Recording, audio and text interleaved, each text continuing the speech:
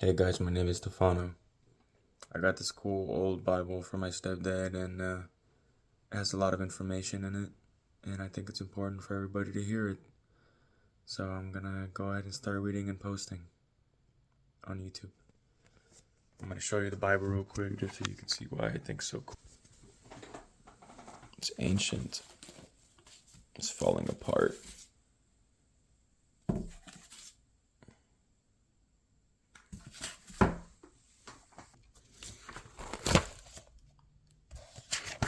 Alright.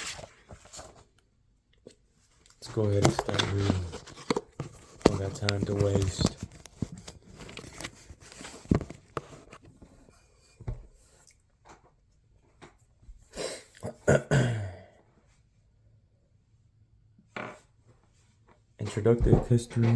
Introductory history of the Holy Bible. The Bible is the Word of God. In it he makes known to man his character and will. It is given by inspiration of the Holy Spirit, and is profitable to all, teaching men what to believe, showing them in what they are wrong, instructing them in what is right. Although written by men, God directed them what to write and how to write, that, as a rule of faith and guide to practice it, might be perfect. A knowledge of this book is more to be desired than fine gold. For in understanding, believing, and obeying it, there is great reward, both here and hereafter. Every person who can should have a Bible and read it daily, praying God to teach him rightly to understand it, to believe and obey its precepts. It will be life to his soul and wisdom to salvation. In the study of this book, it becomes us to inquire what is the thought, idea, or truth which the writer or speaker desires to place before us. It is not what we can force by our ingenuity, or our fancy from his words, but what was the mind of the Spirit, who inspired his pen. Some portions of the sacred word admit of more than one sense or application, but it may be taken as a general principle that the Spirit of God has some leading truth, or to make known in every passage, and for this truth we should search as for hidden treasure, and when we have found it, esteem it as a pearl of great price. It is admitted that the New Testament contains richer and fuller communications of the divine plan of redemption than all prior revelations. Therefore, the Old Testament must be read in the light of the New, for the Old is prophetic of the New, and the New is but the fulfillment of the Old. By this plan, we may all realize all the deep harmonies between the earlier and the later dispensation. In the light shed by prophecy, the two covenants seem no longer disunited. The Old Testament, as it telleth of Christ that should come, blends insensibly into the New, that telleth of Christ that is come, and both are parts of one divine whole. The books composing of the Holy Bible were written in different ages, from Moses to John, BC 1650 to AD 90, a period of more than 1700 years, by men who were specially prepared for the work by direct inspiration from the divine source of all knowledge. The Holy Scriptures are designed to satisfy the wants of the soul by showing how man may be reconciled to God and so renew his spiritual life, and they furnish the means for the culture of an intellectual and moral nature in harmony with the new state. One of the strongest desires in our nature is to know ourselves and our future destiny. In all the ages of which there are any records, we find that thoughtful souls have felt this desire, and the only true source of knowledge and consolation that has been written and preserved for our use is that which has come down to us in the care of the Hebrew race. In this book we find an idea of the one God and of the divine purposes in the work of creation and providence, of the fall and redemption of man. Viewed as a whole, the several parts of the work, from Genesis to Revelation, depend upon and sustain each other. because they are all necessary to the completeness of the design. Divine wisdom must always select a proper instrument to do its required work, and we may therefore believe that the proof of the divine origin of the Scriptures does not depend on the character or fitness of any of the writers.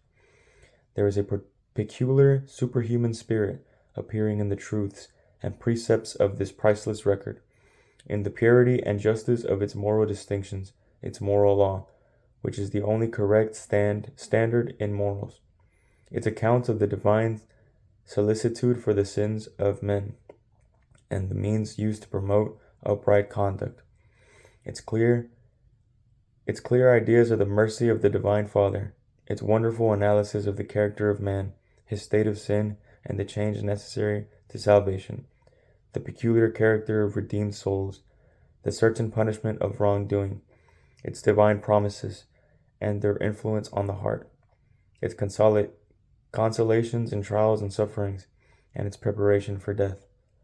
All of these truths and statements, which are above and beyond the reach of unaided human reason, combine to stamp its divine origin and compel our reverence. The several books bear a uniform and unvarying testimony in support of each other, by quotations, by the express recognitions of the prophets, evangelists, apostles, and the Lord Jesus himself, thus convincing us that in all ages, from that of Moses to the present, the best men have believed in its divine origin and have acted accordingly. The Hebrews were exceedingly careful about these writings, as an examination of their very complete system for their preservation and interpretation will show. There are references to the writing and reading of the law in the Old Testament, in every age, beginning with Moses. It was read for instruction publicly in the desert of Sinai, at Kadesh, at the crossing of Jordan, at the great assembly on Ebal and Gerizim, at Shiloh, at the dedication of Solomon's temple, the reform under Hezekiah, and more particularly in the case of the collection of the whole Old Testament by Ezra, who arranged it in the order that is still preserved.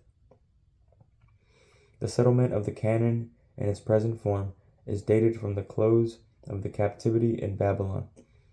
While the Hebrews were in Assyria captives, their language fell into disuse, being neglected for the Chaldean in popular use. Chaldean. This made it necessary to appoint teachers of the law of Moses, whose duties were to preserve a knowledge of the Scriptures and the language in which they were written. Ezra was the chief of this class in the later years of the captivity.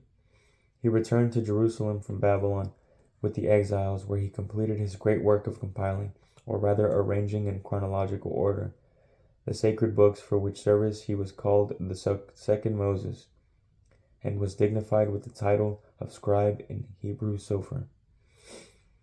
When Nehemiah formed the great synagogue, the scribes were recognized as a distinct order in the nation, and seats were given to a number of them in the general assembly among the ruling elders.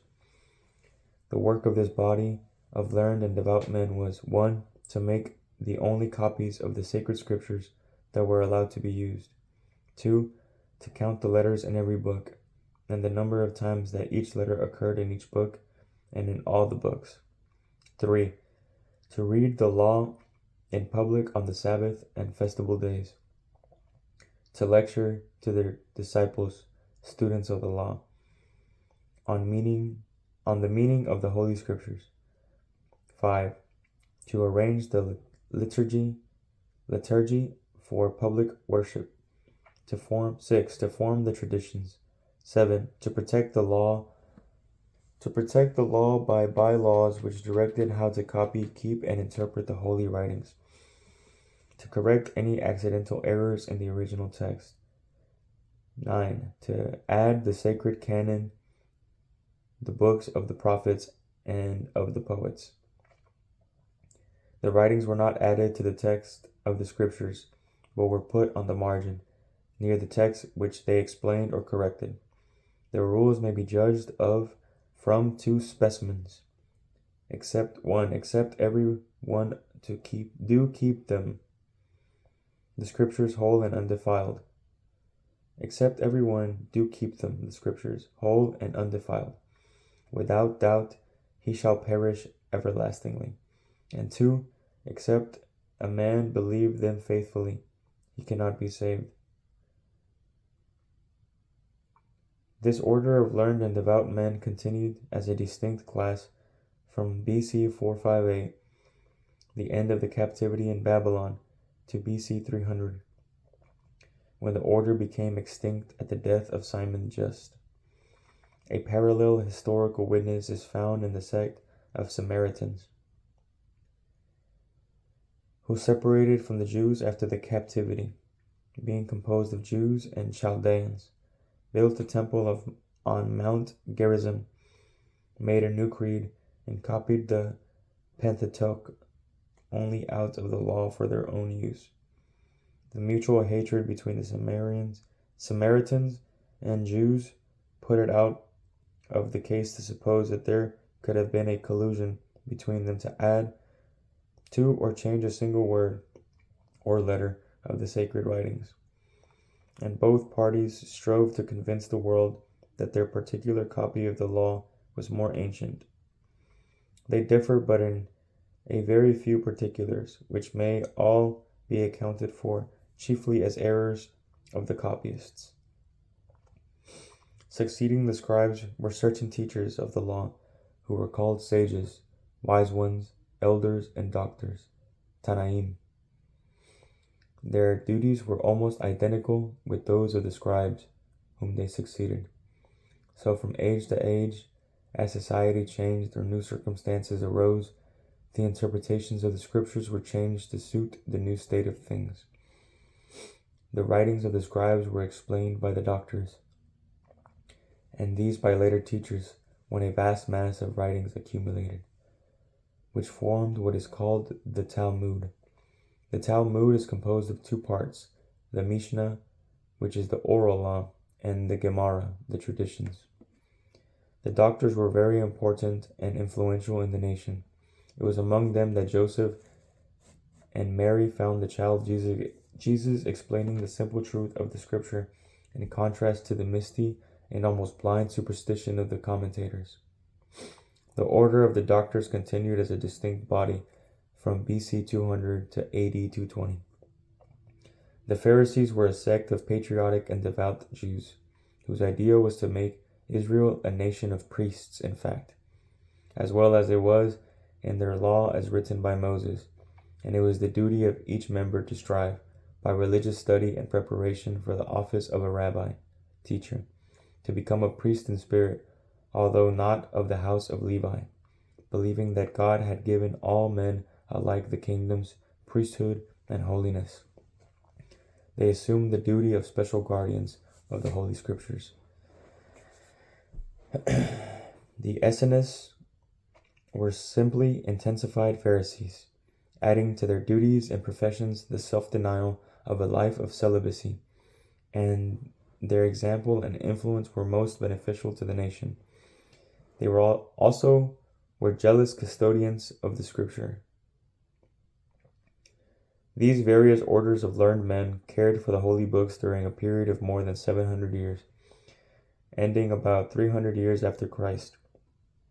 Since that time, the Jews have continued the care of their sacred writings with the same jealous watchfulness, believing that the Messiah has not yet appeared, and that his coming may possibly be near at hand. These writings so carefully preserved were in the Hebrew tongue, and it is interesting to know that they have been translated into other languages, and especially into English. The first translation from the Hebrew into any other language that is recorded was in Chaldee, which was made at the time the law was read to the king of Persia. The original of this has been lost. The oldest which has been preserved is that which was made at Alexandria in Egypt, BC 260, and is called the Septuagint, from a supposition that it was made by 70 translators. The next in order of time was made by Onkelos in Chaldee, AD 150. The same author, whose name in Greek was Aquila, also translated the Old Testament into Greek, AD 160. This work was evidently intended to correct the errors of the Septuagint, which was made by several persons, some of whom were not equal to the task.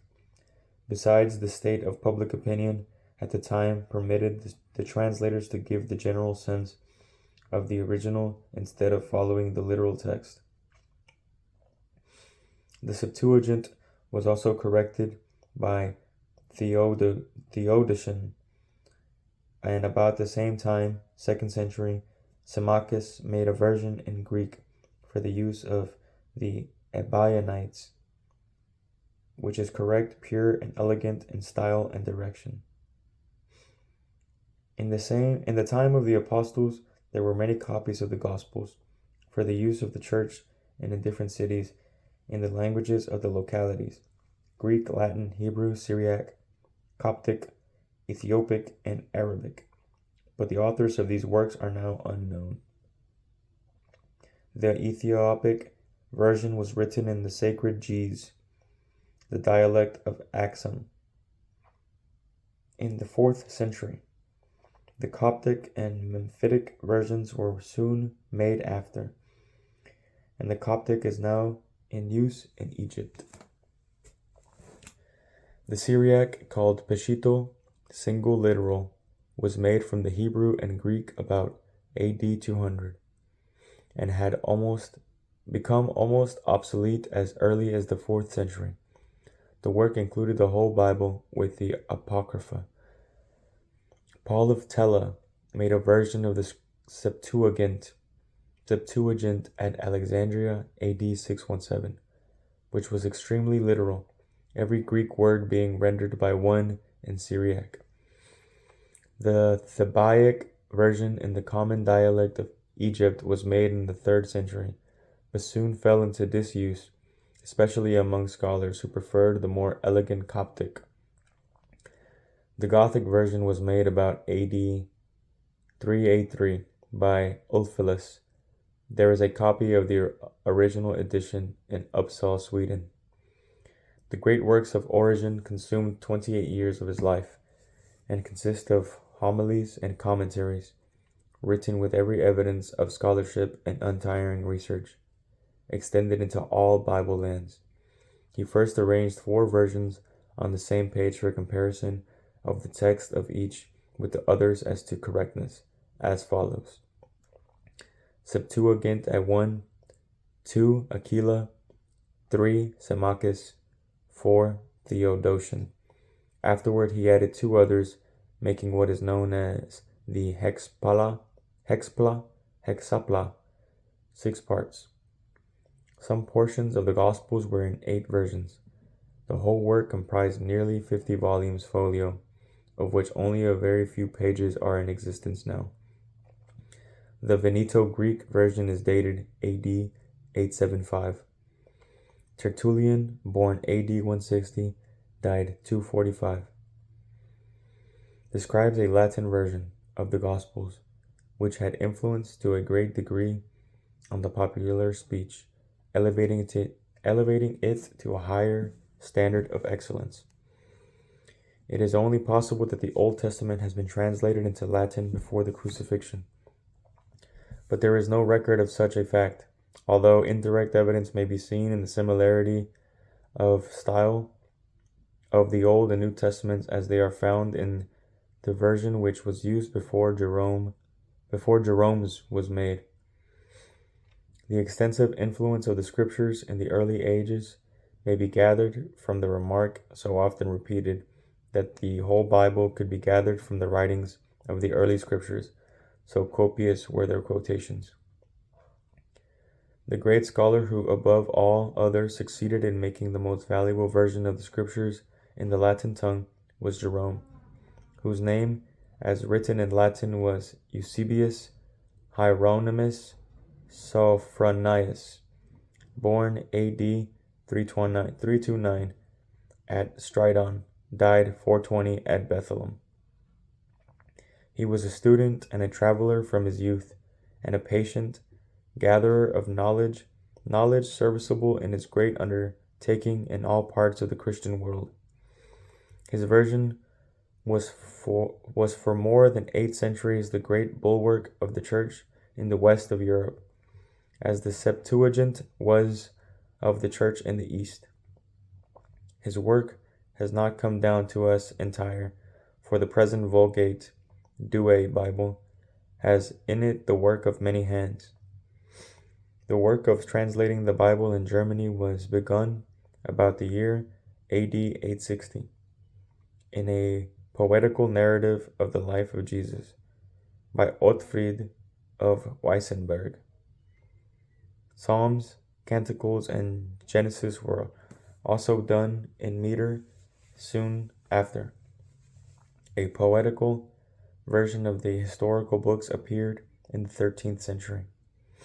Luther's version was made by assistance of Melanchthon, Aragulus, Bugenhagen, Jonas, Kreuziger, although the greater part of the work was done by himself from AD 1522 to 1534. It is a monument to the great learning and ability of the leader of the Reformers. There are also versions in Low German 1533, Danish 1550, Swedish 1526, Icelandic 1540, by Thorlak Scullison 1644, Dutch 1648, and Pomeranian 1588. The Reformed Church published one in 1579 and another for the Swiss in 1665, and the Synod of Dort one in 1637. The Vulgate was translated into German at Leipzig in 1527. Christopher Sower printed a Bible in German at Germantown, PA, in 1743, which was the first Bible printed in America next to Eliot's Bible in the Indian language. The first recorded translation of the Bible in the English tongue was the work of Caedmon, who rendered the whole Bible from Genesis to Revelation into alliterative verse, AD 680. Soon after this, Aldhelm, Bishop of Sherborne, rendered the Psalms into verse. Bebe translated John's Gospel, AD 735, and Alfred the Great, died AD 901, wrote or published the 4 chapters of laws from the book of Exodus, because he desired that all free-born youth of his kingdom should be able to read the English scriptures, as well as be educated generally. He had a book of extracts from the Psalms and other books made for use in his family. The oldest version of the Anglo-Saxon Gospels is called the Durham Book, of which a specimen copy is now extant, dated AD 688. The Normans were no friends to education in the English tongue, and did not translate the scriptures, but tried to educate the people in religious matters by the use of miracle plays and pictures. Only a few works on the scriptures are dated in their age, of which we have still remaining 3 versions of the gospel. In the Ormulum, a metrical paraphrase of the gospel history in alliterative verse. In the 13th century, there occurred a religious revival. When the Bible was translated into Norman French, the reformer Wycliffe, born 1324, died 1384, rendered into English almost the entire Bible, so that for Christian men may some dele know the text of the gospel, with the common sentence of old holy doctors. This great work was an important element in opening the way for the Reformation. Tyndale devoted his whole life and his great learning and eminent abilities that a boy that driveth a plough might know more of the scriptures than the great body of the clergy then knew, AD 1520. He said that the properties of the Hebrew tongue agree 1,000 times more with English than with Latin. of translating the Bible into English was bitterly opposed by the Roman Catholics. As long as they had any power in England or influence in Europe, and their wishes were seconded by King Henry VIII, who threw Tyndale into prison when, after several years of confinement, he was condemned to death by the Emperor Charles V and was put to death at Villefort near Brussels in 1536 and his body burned to ashes. Tyndale's idea that every part of the scriptures had one sense only, and he kept that always in view, translating from the original Hebrew and Greek. Even his enemies have admitted that his work was excellent. Its language is pure, appropriate, and clear to the understanding. Evidences of great learning and research give it a preeminent position among the enduring monuments of human intelligence and skill. Tyndale has been justly honored with the title of the father of our English authorized version. It is mournfully interesting to record, in memory of his learned and faithful assistants, that one of them, John Fry, was burned at the stake for heresy, on account of his share in this work of translation, at Smithfield, London, in 1552. And another, the monk William Roy, was put to death for the same offense in Portugal in 1553, while a third, Miles Coverdale, a priest, barely escaped in 1553, while barely escaped death, and even while in prison for the same matter, edited an edition of the Bible in 1535, which was dedicated to the King of England. In his preface, Coverdale declared that he had not changed so much as one word for the benefit of any sect, but with a clear conscience, purely and faithfully translated out of the foregoing interpreters, having only before his eyes the manifest truth of Scriptures. This was the first edition of the entire Bible that was printed in English, and was also the first authorized version. It was published in 6 volumes. Folio with marginal notes and cross-references, and illustrated with many woodcuts.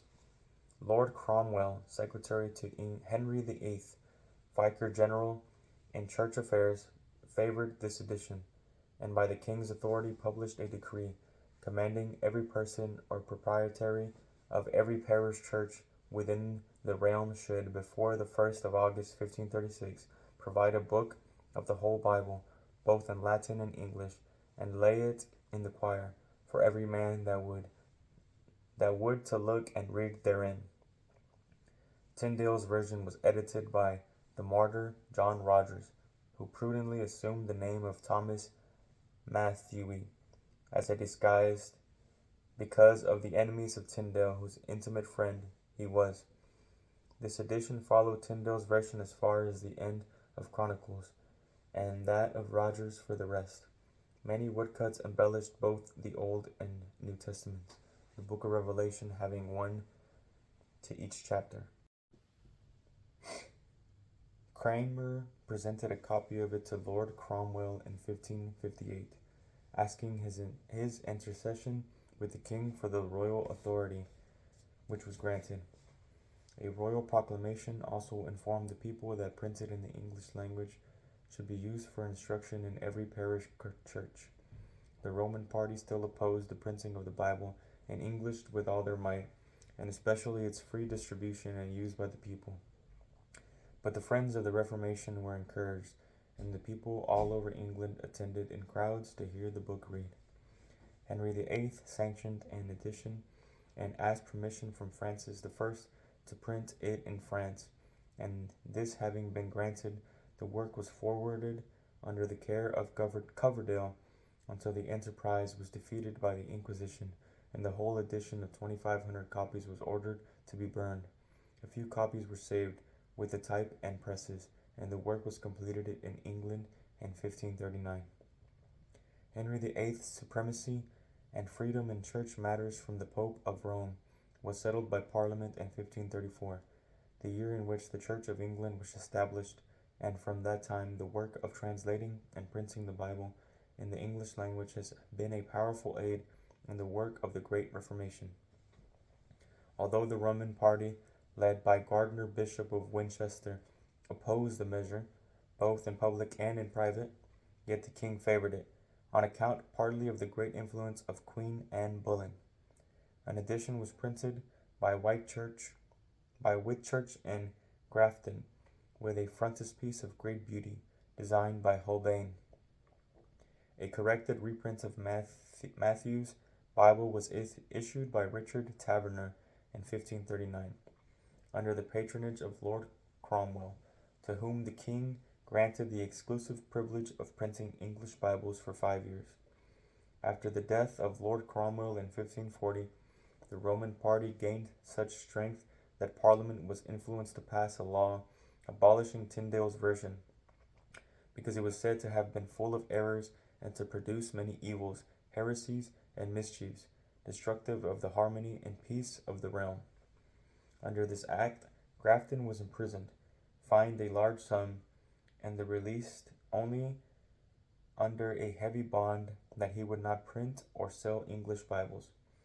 The king's proclamation also prohibited the having or reading Wycliffe's, Tyndale's, and Coverdale's versions.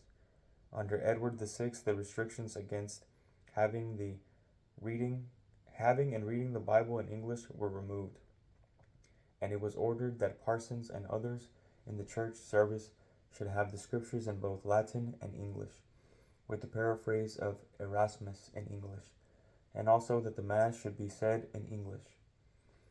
The liturgy was completed and established by the Act of Parliament in 1549. Romanism was restored to power by law under Queen Mary in 1553. John Rogers was burned at the stake, and many Protestant scholars and divines were driven into exile. When they went to Geneva, where they entered into the spirit of translation with an increased vigor in 1539. An edition of the whole Bible, omitting the Apocrypha, was printed at Geneva in 1560, in English, which is called the Geneva Bible, and it held the popular favor for 60 years, only giving way to the authorized version of King James. A Bible dictionary was added to it in 1578. A curious feature in it was an attempt to give the Hebrew names of persons in English letters, as Heva for Eve, Ishak for Isaac, Jeremithu for Jeremiah. Matthew Parker, Archbishop of Canterbury, published the Bishop's Bible in 1568 in one volume folio, in which there were a number of woodcuts, maps, and copper plate engravings of interesting places and things, both in the Old and New Testaments, and the Apocrypha. At length, in 1582, the Roman Church yielded to the popular demand for the scriptures in English, and issued the Douay version, translated from the Latin Vulgate, not from the Bible, and not from the original Greek. The historian Fuller said that the Douay Bible was a translation which needed to be translated, and also its editors by all means labored to suppress the light of truth under one pretense or another. The Old Testament was translated by William Allen, Cardinal Gregory Martin, and Richard Briston, and published at Douay in 1610, the New Testament having been published at Rheims in 1582. The notes were supplied by Thomas Worthington, and the whole was continued until the present time in favor and authority in the Roman Church as its standard version in English. King James I, in 1606, on the motion in Parliament having been made by Dr. John Reynolds, a Puritan, selected 54 scholars and divines, of whom 48 served in making a new translation. There were among them men of various parties, as of the High Church, Andrews, Barlow, Montague, Overall, and Saravia; of the Puritans, Reynolds, Chatterton, and Livelick; and of those who were of no church party, Henry Saville and John Boys. These men were all distinguished for piety and eminent learning in Oriental languages. There were no records of the meetings of the translators preserved so far as known, but the rules for proceeding with their work were published.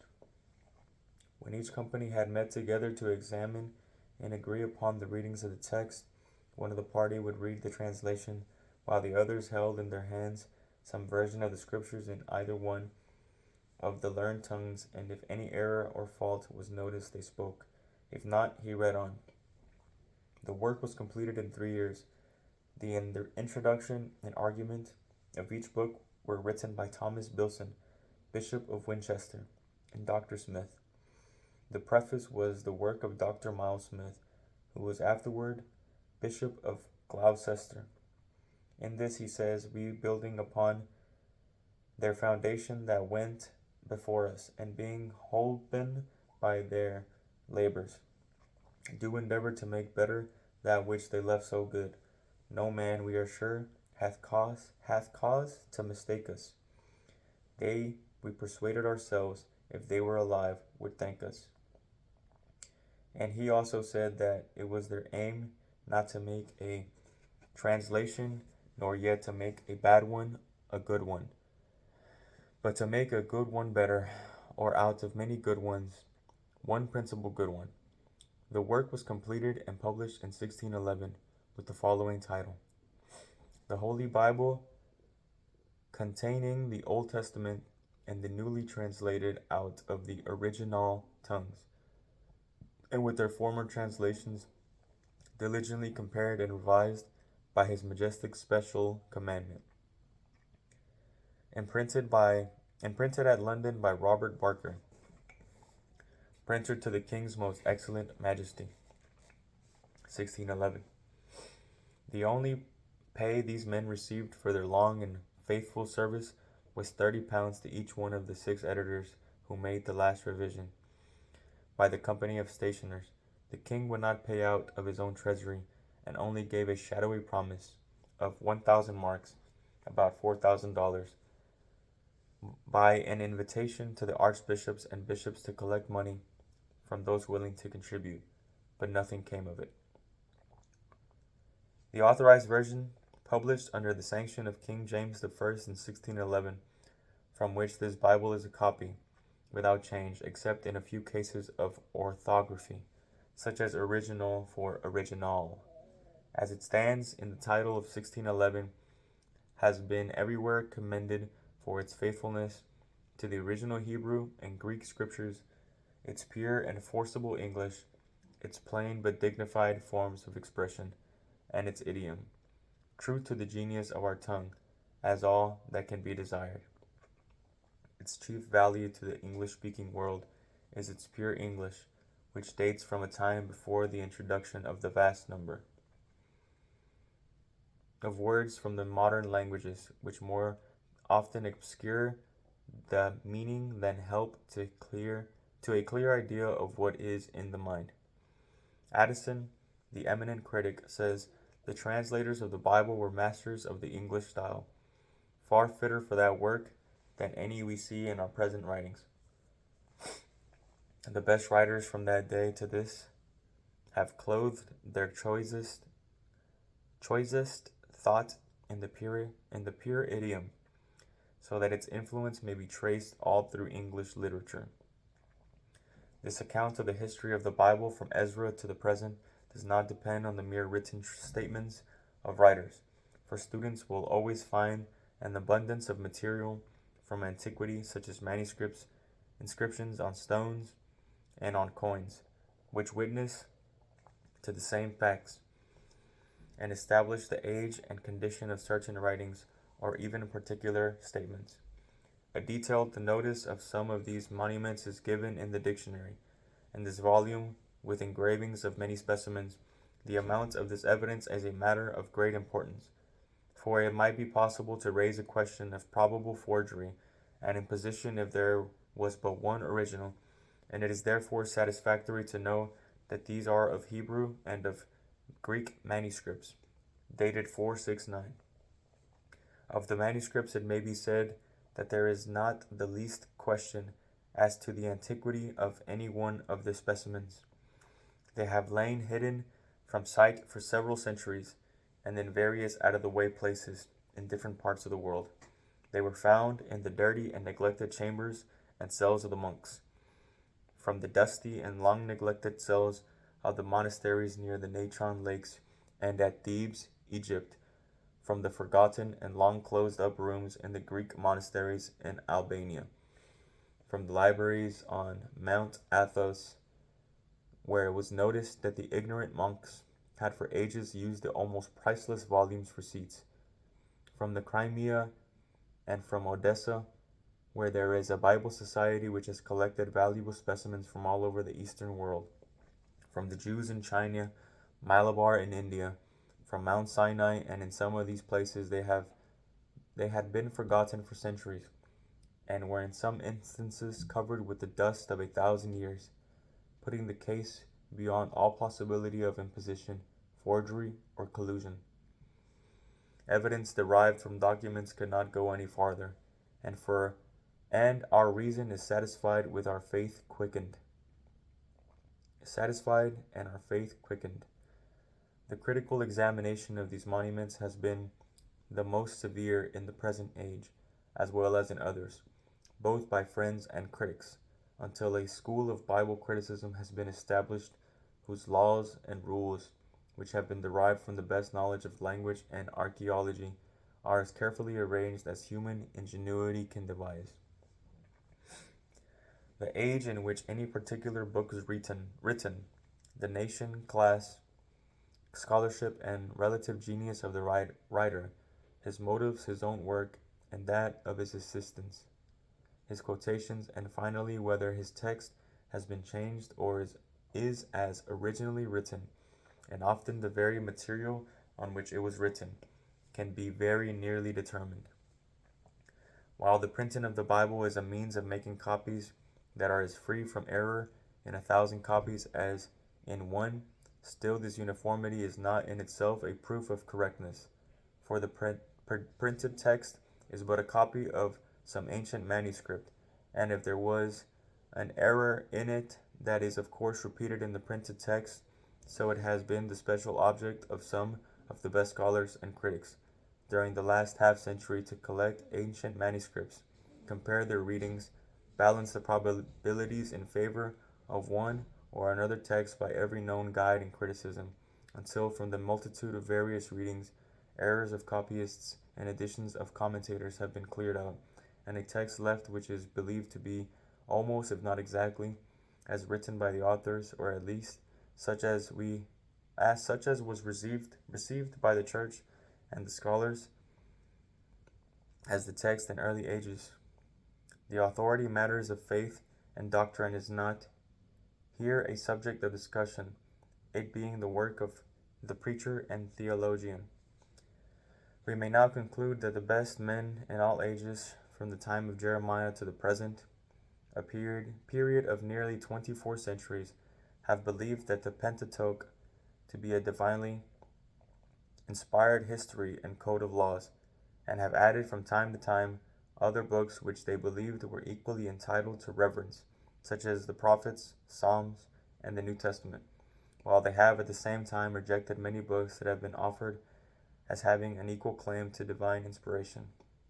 Some of the rejected works, such as those in the Apocrypha, are valuable as matters of history, and as lacking of the literary standards of their age, but they seem to lack the internal evidence that they are the work of the divine mind.